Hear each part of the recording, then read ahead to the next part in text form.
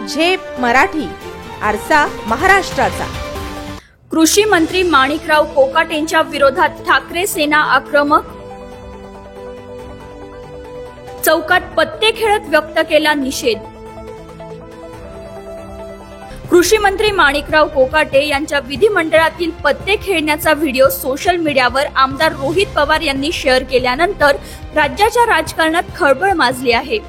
या प्रकरणावर आता ठाकरे गट आक्रमक झाला असून धुळे शहरातील झाशी राणी चौकात ठाकरेंच्या शिवसेनेने अनोख्या पद्धतीने कोकाटेंचा निषेध नोंदवला।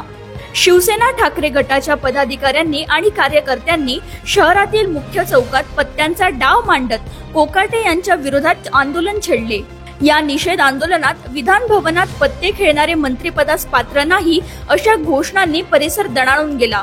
महाराष्ट्र राज्याच्या विधिमंडळामध्ये माणिकराव कोकाटे यांनी ऑनलाईन रमी खेळून अत्यंत घृणास्पद असा प्रकार केलेला आहे आणि त्या प्रकाराची आज शिवसेना उद्धव बाळासाहेब ठाकरे पक्षाच्या वतीने धुळे जिल्ह्यामध्ये आम्ही त्याचा निषेध केलेला आहे आणि त्यांचे जे माननीय नेते राजीत पवार यांना विनंती आहे की त्यांनी तात्काळ त्यांचा राजीनामा या ठिकाणी घेतला पाहिजे आणि अशा मंत्र्यांच्या वरती लाथ मारून त्यांना महाराष्ट्राच्या मंत्रिमंडळातनं त्यांची हकालपट्टी या ठिकाणी केली पाहिजे।